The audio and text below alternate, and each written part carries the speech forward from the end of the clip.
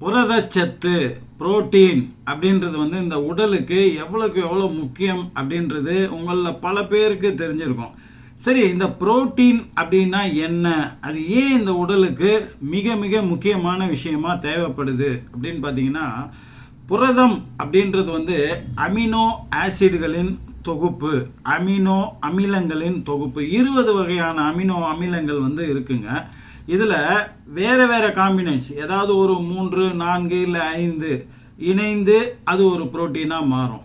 வேறு 5, 4, 3 இணைந்து வேறு ஒரு இதாக மாறும். அப்படி டிஃப்ரெண்ட் காம்பினேஷன், விதவிதமான சேர்க்கைகளின் மூலம் மணி மாலை மாதிரி நம்ம மணியை வச்சு எப்படி மாலை கோர்க்குறோம், அதே மாதிரி இந்த அமினோ அமிலங்கள் வந்து மாலை மாதிரி அப்படியே கோர்த்து கோர்த்து கோர்த்து அது புரதமாக மாறுகிறது. அதுதான் புரதம். இந்த புரதம் வந்து என்ன பண்ணுதுன்னு கேட்டிங்கன்னா, என்சைம்களை உருவாக்க பயன்படுகிறது, ஹார்மோன்களை உருவாக்க பயன்படுகிறது, நம்ம உடலில் உள்ள கொழுப்புகளை எரித்து ஆற்றலாக மாற்றுவதற்கு பயன்படுகிறது.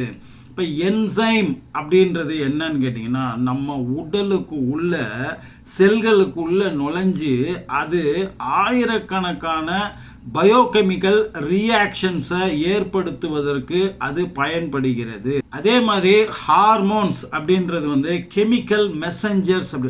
மெசஞ்சர்ஸ்னா தூதுவர்கள், ஒரு செய்தியை ஒரு இடத்துலேருந்து இன்னொரு இடத்துக்கு கொண்டு போகிறவங்க. கெமிக்கல் மெசஞ்சர்ஸ் அப்படின்னா நம்ம உடலுக்கு தேவையான உயிர் சத்துக்களை உடலின் பல்வேறு பாகங்களுக்கு கொண்டு செல்வதற்கும் அதை சேர்த்து வைப்பதற்குமான ஒரு வேலையை செய்வது அது கெமிக்கல் மெசஞ்சர்ஸ் அப்படின்ற முக்கியமான வேலையை செய்யுது. இந்த புரோட்டீன் என்னும் புரதச்சத்தினோட முக்கியமான வேலை நம்ம எல்லாருக்கும் தெரிஞ்சது. இது மசில்ஸ், நம்மளுடைய தசை அணுக்களை, தசைகளை உருவாக்குவதற்கும் அதை வலுப்படுத்துவதற்கும் அதில் ஏதாவது குறைபாடுகள் வந்தால் அதை ரிப்பேர் பண்ணுவதற்கும் மிக மிக முக்கியமான பொருள் எதுன்னா புரோட்டீன். புரோட்டீன் வந்து இல்லை உடம்புல அப்படின்னா நம்ம எலும்பும் தோலுமா பார்க்கவே ஒரு அருவருப்பான காட்சி தோற்றத்தோடு இருப்போம்.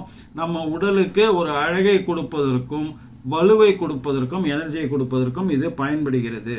அப்புறம் நம்ம உடலுக்குன்னு ஒரு pH வேல்யூ, இதை பற்றி நிறைய வீடியோவில் நம்ம பேசிட்டோம்.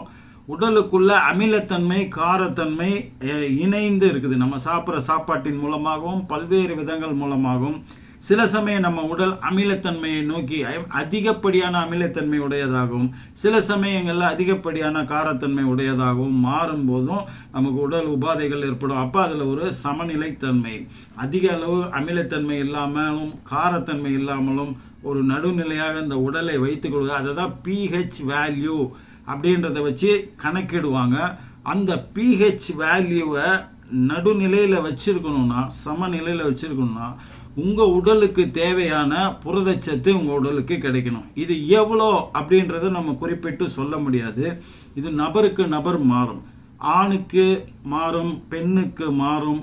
ஆணினுடைய வயது, பெண்ணினுடைய வயது, அவங்க உடலின் மெட்டபாலிசம், அவங்க உடலில் உள்ள வியாதிகள், உடல் உபாதைகள், உடலின் பிரச்சனைகள், இப்படி அவங்க எந்த இடத்துல வாழ்கிறாங்க, என்ன இது சாப்பிட்றாங்க, அவங்களுடைய எடை என்ன, உயரம் என்ன, இப்படி ஏகப்பட்ட விஷயங்கள் வந்து ஒரு மனிதனின் ஒரு நாளுக்கான புரதச்சத்தின் தேவையை குறிக்கிறது.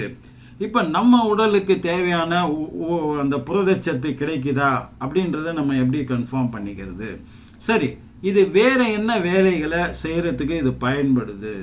நம்மளுடைய தசை அணுக்கள், அந்த நம்ம மசில்ஸ்னு சொன்னோம் இல்லையா, அந்த மசிலினுடைய ஹெல்த்து, அதனுடைய குரோத்துக்கும் சரி அதனோட ரிப்பேருக்கும் அது மிகப்பெரிய பலனளிக்கக்கூடியதாக இருக்குது. இது ஒரு வகையில் எலும்புகளின் வளர்ச்சிக்கும் இது பயன்படுகிறது. அதுக்கு அடுத்தது வந்து நம்ம சொன்ன மாதிரி pH வேல்யூ, அப்புறம் நம்ம உடலில் உள்ள நீர் சத்தின் சமநிலைத்தன்மையை அது மெயின்டைன் பண்ணுவதற்கு மிகப்பெரிய பேருதவியாக இந்த புரோட்டீன் சத்து இருக்கிறது. அதுக்கப்புறம் வந்து நம்ம உடலில் உள்ள அந்த நியூட்ரிஷன்ஸ், நம்ம சாப்பிட்றதன் மூலமாகவோ பிற வகைகளோ கிடைக்கக்கூடிய அந்த உயிர் சத்துக்களை உடலின் பல்வேறு பாகங்களுக்கு டிரான்ஸ்போர்ட் பண்ணி கொண்டு போவதற்கும் அதை ஸ்டோர் பண்ணி வைப்பதற்கும் பயன்படுகிறது. நம்மளுடைய முடிகளின் growth, அது வந்து இளமைத்தன்மையோடையும் மினுமினுப்பாகவும் கிரே ஹேர் இல்லாமலும் இருப்பதற்கும் அடர்த்தியாக இருப்பதற்கும் முடி கொட்டுவதை தவிர்ப்பது, இப்படி ஏகப்பட்ட விஷயங்களுக்கு புரோட்டீன் சத்து உடலில் இருந்தால் தான் நீங்கள் அதுக்கு ஏற்றமான மற்ற விஷயங்கள் அது கூட சேரும்போது இது ஒத்துழைக்கும். அதுக்கப்புறம் ஸ்கின் கொலாஜன் அப்படின்ற ஒரு விஷயம் உற்பத்தி அதிகமாக நம்மளுடைய தோல் வந்து மினுமினுப்பாகவும் இளமை தோற்றத்துடனும் நீண்ட நாள் இருக்கும். அதற்கு அடிப்படையாக புரோட்டீன் வந்து தேவைப்படுகிறது.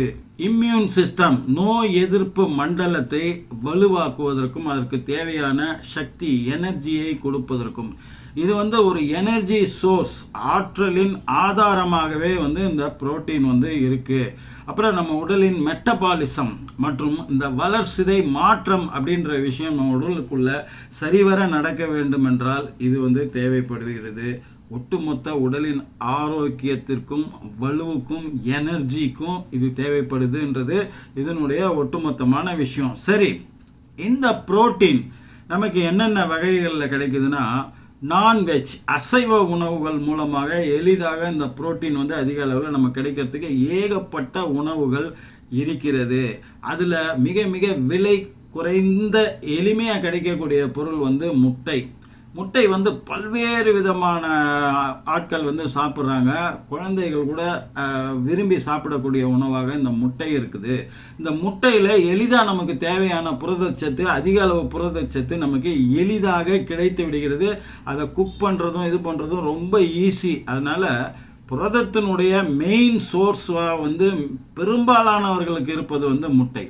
இதில் பிரச்சனை என்ன அப்படின்னு கேட்டிங்கன்னா, கமர்ஷியல் எக்ஸ் தான் இப்போ நமக்கு கிடைக்குது. கடைகளில் கிடைக்கக்கூடிய அந்த முட்டைகளில் வந்து நமக்கு தேவையான புரதச்சத்து ஓட சேர்ந்து பிற விஷயங்களும், டாக்ஸின்ஸ் சொல்லக்கூடிய நச்சுக்களும் நம்ம உடல் அதிக அளவில் ஆன்டிபயாட்டிக்ஸும் பிற விஷயங்களும் நம்ம உடலுக்குள்ளே போய் சேருவதற்கு இந்த முட்டை. ஏன்னா அந்த இதில் வளர்க்கக்கூடிய அந்த கோழிகளுக்கு இன்ஜெக்ஷன் போட்டு அதனுடைய வளர்ச்சியை தூட்டுவிக்கக்கூடிய விதத்திலும் நோய் தடுப்பு மருந்துகளையும் அவர்கள் அதிக அளவில் செலுத்தி அதை வந்து அந்த கோழிகளை பாதுகாத்து வளர்க்கும் போது அது இடம் முட்டைகள்லேயும் அது கலந்துருக்கிறதுனால அது வந்து ஆரோக்கியமான முட்டையாக 100% இருப்பது இல்லை. அப்போ ஆர்கானிக்காக வளர்க்கப்பட்ட கோழிகள்லேருந்து கிடைக்கக்கூடிய முட்டைகளின் எண்ணிக்கை மிக மிக குறைவு.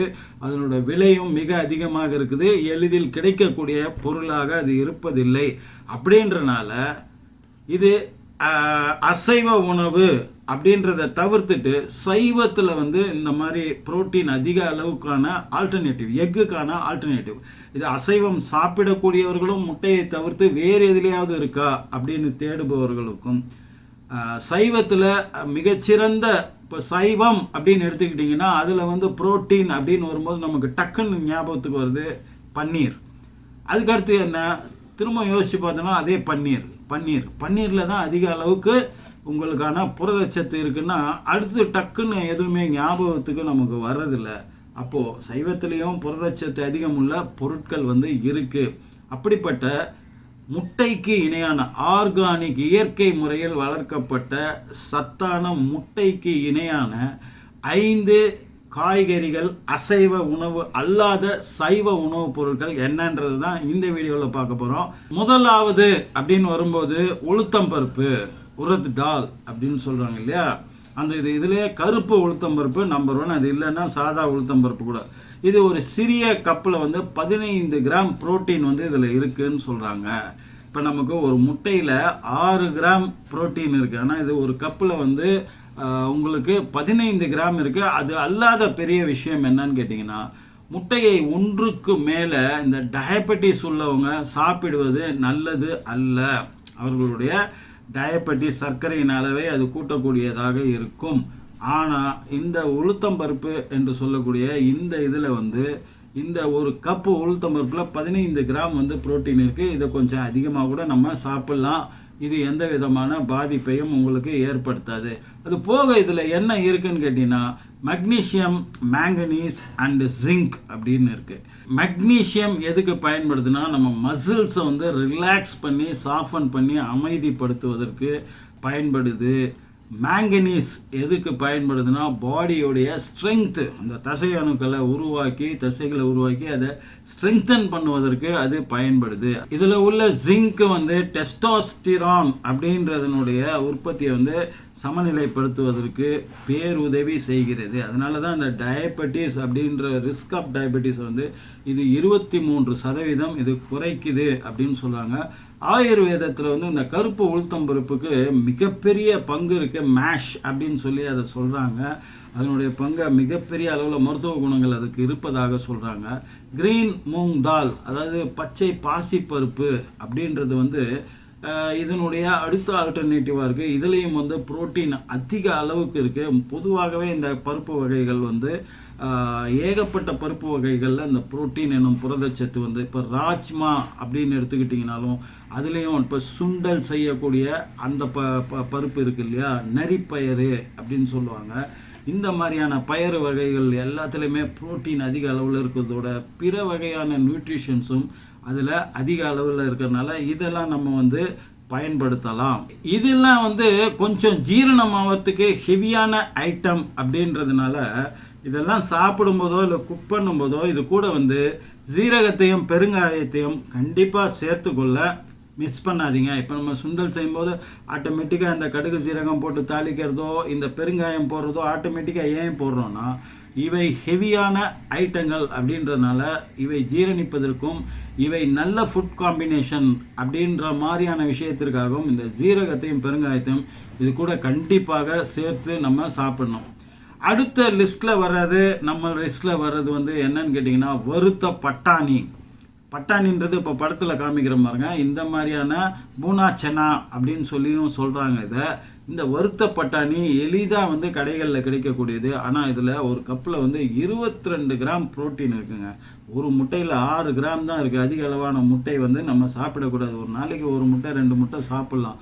ஆனால் அதிகப்படியான முட்டைகள், குறிப்பாக டயபெட்டிஸ் உள்ளவர்கள் இதை சாப்பிடுவதை தவிர்க்க வேண்டும். இதை நம்ம அந்த வறுத்த பட்டாணியை தயாரிக்கிற போது என்ன நடக்குதுன்னு கேட்டிங்கன்னா ஆன்டி நியூட்ரியன், இந்த உயிர்ச்சத்துக்கு எதிரான பாக்டீரியாக்களோ மற்ற விஷயங்களோ இதிலேருந்து பிரித்து எடுக்கப்பட்டு அழித்தொழிக்கப்பட்டு குவாலிட்டி புரோட்டீன் அப்படின்னு சொல்கிறாங்க. அந்த குவாலிட்டி புரோட்டீன் உடலுக்கு கிடைப்பதற்கு இது பயன்படுகிறது. இது ஒரு 30 கிராம் சாப்பிட்டீங்கனாலே அதில் 7 கிராம் குவாலிட்டியான புரோட்டீன் உடலுக்கு இது கிடைக்குது அப்படின்னு சொல்கிறாங்க. அப்புறம் இதை மாவாக அரைத்து, இதை தோலோடு தாங்க சாப்பிட்ணும். தோல் எடுத்துகிட்டு சாப்பிட்றதுனால பிரயோஜனம் இல்லை. அந்த தோலோடு சாப்பிடக்கூடிய அந்த பட்டாணி இதை அரைத்து மாவுமாக செய்யும்போது இது சத்து அப்படின்னு சொல்கிறாங்க.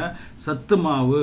இந்த சத்து மாவை சுடு தண்ணியில் கலக்கியோ இல்லை பாலில் கலக்கியோ குடிப்பது மிகப்பெரிய நியூட்ரிஷனாக, மிகப்பெரிய சத்து பொருளாக நம்ம உடலுக்கு வேலை செய்கிறது. குழந்தைகளுக்கு கூட இதை அடிக்கடி கொடுக்கலாம்.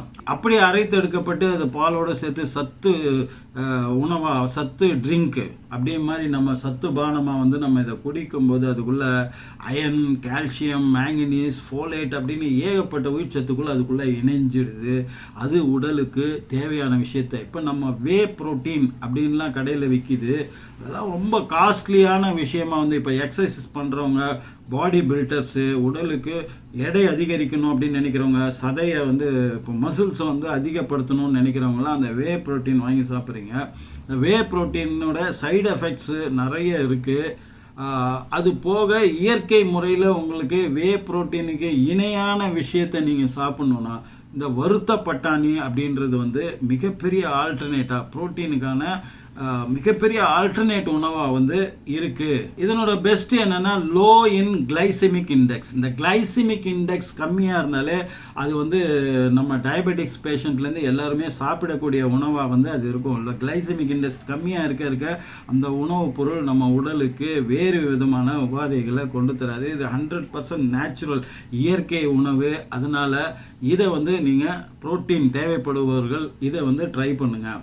நம்ம இதில் அடுத்து வரக்கூடிய லிஸ்ட்டு என்னன்னு பார்த்தீங்கன்னா பால் என்பது இயற்கை முறையில் தயாரிக்கப்பட்ட பால். பாக்கெட்டில் அடித்து வர பாலுக்கு 2வது ப்ரிஃபரன்ஸ் கொடுங்க. முதல் ப்ரிஃபரன்ஸ் பசும்பாலோ எருமை பாலோ அப்போவே கறந்து 2 மணி நேரத்துக்குள்ளே காய்ச்சி பாதுகாக்கப்பட்ட அந்த பால்ன்றது நம்பர் 1. அது இல்லைன்னா அந்த பாக்கெட் பால் என்னென்னா அது கெட்டு போகாமல் இருப்பதற்காக, அது வெண்மைத்தன்மையுடன் இருப்பதற்காக ஏகப்பட்ட டாக்ஸின்ஸ் நச்சு பொருட்களை அது கூட கலக்கிறாங்க. சரி, இப்போ இந்த மில்க் என்னும் பாலில் என்னென்ன இருக்குது, முக்கியத்துவம் வாய்ந்த நிறைய இருக்குது. முக்கியத்துவம் வாய்ந்த விஷயம் என்னென்னா வைட்டமின் டி இருக்குது, B12 இருக்குது, omega-3 ஃபேட்டி ஆசிட்ஸ் இருக்குது. ஒரு கிளாஸ் பாலில் வந்து 10 கிராம் புரோட்டீன் இருக்குது, அதை வந்து மறந்துடாதீங்க. இப்போ இதுக்கு முன்பகுதியில் சொன்ன அந்த சத்து அப்படின்ற வந்து அந்த வறுத்த பட்டாணியை அரைச்ச அந்த மாவையும் பாலோட அதை கலந்து அது கூட வாழைப்பழத்தையும் கலந்து எல்லாத்தையும் அரைச்சி ஒரு ஜூஸ் மாதிரி ஒரு பானம் மாதிரி தயாரித்து அதை நீங்கள் குடிக்கிறதுனால ஏகப்பட்ட விஷயங்கள் சத்துக்கள் வந்து இந்த ஒரு சின்ன ட்ரிங்கில் வந்து உங்களுக்கு உடலுக்கு கிடைச்சிரும். இது மிகப்பெரிய ஃபுட் காம்பினேஷன். இதை வந்து ட்ரை பண்ணுங்கள், குழந்தைகளுக்கும் இதை வந்து கொடுக்கலாம். அடுத்து வந்து பாலிலிருந்து தயாரிக்கக்கூடிய பொருட்கள் அப்படின்னு பார்த்தீங்கன்னா பன்னீர். ஜஸ்ட்டு பாலில் வந்து அந்த ஒரு லெமன் ஜூஸை புழிஞ்சிட்டிங்கன்னா உங்களுக்கு பிரிஞ்சு வரதை தனியாக எடுத்து பண்ணும்போது அது பன்னீர். அந்த பன்னீரில் வந்து ஏகப்பட்ட புரோட்டீன் சத்து, 22 கிராம் புரோட்டீன் சத்து வந்து அந்த பன்னீரில் இருக்குது. அதுக்கப்புறம் தயிர், அது தயாரிக்கப்படக்கூடிய அந்த தயிர், அதுக்கப்புறம் அந்த மோர், இது எல்லாமே ப்ரோபயோட்டிக் ஃபுட்ஸ் அப்படின்றாங்க. ப்ரோபயோட்டிக்ன்றது நல்ல பாக்டீரியாக்களை நம்ம கட் ஏரியாவில் உருவாக்குவதற்கும் அதுக்கு உணவுப் பொருளாக அமைவதற்கும் இந்த ப்ரோபயோட்டிக்ஸ் அப்புறம் ப்ரீபயோட்டிக்ஸ் இந்த உணவுகள் வந்து நம்ம சாப்பிட வேண்டியது அவசியம். அப்போ தயிர் அப்படின்றது புரோட்டீன் சத்து உடலுக்குள்ளே சேருவதோடு அல்லாமல் அது ப்ரோபயோட்டிக் ஃபுட்டாகவும் நமக்கு உதவுகிறது 2 in 1 அடுத்து வருவது கிரீன் பீஸ் என்று சொல்லக்கூடிய பச்சை பட்டாணி. இது ஒரு கப்பில் வந்து 9 கிராம் புரோட்டீன் வந்து இருப்பதாக சொல்கிறாங்க. இது நம்ம வே புரோட்டீன் அந்த பவுடர் வாங்கி நம்ம சாப்பிட்றோம் இல்லையா, அதை விட தி பெஸ்ட்டு வந்து பச்சை பட்டாணியை ரெகுலராக உணவில் சேர்த்து சாப்பிட வேண்டியது. இது சிறந்த ஃபுட் காம்பினேஷனாகவும் இருக்குது. ஏகப்பட்ட காய்கறிகளோட இந்த பச்சை பட்டாணியை சேர்த்து நம்ம செய்யலாம். குறிப்பாக வந்து உருளைக்கிழங்கு, பன்னீர், இந்த மாதிரியான விஷயங்கள், அப்புறம் ஏகப்பட்ட காய்கறிகள் சேரும்போது எதனுடைய சத்தையும் இது பண்ணுறதில்ல. அதாவது ராங் ஃபுட் காம்பினேஷனாக மேக்சிமம் இது அமையறதில்லை. எல்லாத்தோடையும் ஒத்து போகக்கூடிய ஒரு தன்மை உடையதாக இருக்கிறது. அப்போ வந்து இதை தனியாக சாப்பிடுவதும் நல்லது. இதை வந்து பன்னீர் இல்லை உருளைக்கிழங்கு இது மாதிரியான விஷயங்களோட சேர்த்து குக் பண்ணி சாப்பிடுவதும் மிக மிக நல்லது. 2015 செய்யப்பட்ட ஒரு ஆய்வின் மூலமான ஒரு விஷயம் என்னன்னு கேட்டிங்கன்னா, இது வந்து பிளட் சுகர் லெவலை கட்டுப்படுத்தக்கூடிய தன்மை வாய்ந்ததாக இருக்குது அப்படின்றதையும் கண்டுபிடிச்சிருக்காங்க. ஸோ புரோட்டீன் சத்தோடு சேர்த்து நமக்கு டயபெட்டிஸ்க்கான ஒரு கண்ட்ரோலில் வச்சுக்கொள்வதற்கான அந்த சுகர் லெவலை வந்து பிளட் சுகர் லெவலில் கண்ட்ரோலில் வச்சுக்கொள்வதற்கான ஒரு விஷயமாகும் இது பயன்படுவதால் அதிக அளவில் உணவில் சேர்த்து கொள்வது நல்லது. கடைசியாக நம்பர் 1ஆகவும் வருவது என்னன்னு கேட்டிங்கன்னா பீனட்ஸ், வேர்க்கடலை. இப்போ நம்ம சாப்பிடக்கூடிய ஏகப்பட்ட காஸ்ட்லியான நட்ஸு அப்படின்ற குரூப்பை சேர்ந்ததெல்லாம் இருக்குது இல்லையா, நமக்கு வந்து பாதாம், பிஸ்தா அப்படின்னு சொல்லி ஏகப்பட்ட அந்த பருப்பு வகைகள், இது எல்லாத்துலேயுமே புரோட்டீன்ஸ் வந்து அதிக அளவில் இருக்குது. ஆனால் இது எல்லாமே விலை உயர்ந்ததாக இருக்குது. அதோடு சேர்த்து இது அதிக அளவில் ஒரு குறிப்பிட்ட அளவுக்கு மேலேயும் நம்ம சாப்பிட்டுக்கிட்டே இருக்கவும் கூடாது. ஆனால் வேர்க்கடலை என்பது தினம் வந்து ஒரு கைப்பிடி, ஒரு 20-25 எண்ணிக்கையிலான அந்த வேர்க்கடலையை வந்து நம்ம சாப்பிடுவது வந்து உடலுக்கு மிகப்பெரிய வந்து வலு சேர்க்கக்கூடியதாகவும் நோய் எதிர்ப்பு சக்தியை கொடுக்கக்கூடியதாகவும் இருக்குது. அதில் அதிக அளவு புரதச்சத்து இருக்கிறது. ஒரு காலத்தில் சொல்லிட்டு இருந்தாங்க அது இருதயத்துக்கு நல்லது அல்லன்னு சொல்லிட்டு. ஆனால் இருதய உபாதைகள்லேருந்து நம்மளை பாதுகாக்கக்கூடிய விஷயமா இருக்குதுன்னு இப்போ லேட்டஸ்ட் கண்டுபிடிப்புகள் கண்டுபிடிச்சிருக்காங்க. உலகத்தின் பல்வேறு நாடுகளில் பல்வேறு விதமான நட்ஸுகளை பயன்படுத்துவதை தவிர்த்து விட்டு அதற்கு ஆல்டர்னேட்டிவாக வேர்க்கடலையை இப்போ பயன்படுத்த தொடங்கியிருக்காங்க. நமக்கு மட்டும்தான் தவறான தகவல்களாக வேர்க்கடலை வந்து அதிகம் சாப்பிடுவது உடலுக்கு நல்லதல்ல அப்படின்ற ஒரு புரளியை வந்து கிளப்பி விட்டுட்ருக்காங்க. ஆனால் அவர்கள் அதிக அளவில் அதை சாப்பிட்டுட்ருக்காங்க. ஆய்வுகளும் அதைத்தான் சொல்லுது. அது இருதய நலத்திற்கு நல்லது மற்றும் பல்வேறு விதமான நன்மைகளை அது செய்கிறது. அதனால் தினம் வந்து ஒரு 20 வேர்க்கடலையாவது நீங்கள் சாப்பிட்டு வருவது புரோட்டீன் சத்தோடு சேர்த்து வேறு விதமான நல்லதையும் உங்கள் உடலுக்கு ஏற்படுத்தக்கூடியதாக அமைகிறது. இது 5 தான் நமக்கு தெரிந்த மிகப்பெரிய விஷயங்கள். இது இல்லாத இந்த லெக்யூம்ஸ் அண்ட் லென்டில்ஸ் அப்படின்னு சொல்லக்கூடிய குரூப்பை சேர்ந்தது. இன்னும் ஏகப்பட்ட விஷயங்கள் வந்து இந்த சைவ உணவுப் பொருட்கள்லேயே நமக்கு புரதச்சத்தை கொடுக்கக்கூடிய உணவுகள் ஏராளமாக இருக்குது. அதில் உள்ள டாப் 5 தான் நம்ம சொல்லியிருக்கோம். அடுத்த ஒரு வீடியோவில் நல்ல ஒரு தகவலோடு உங்களை சந்திக்கிறேன். அதுவரை உங்களிடமிருந்து விடைபெறுவது உங்கள் AJH. நன்றி.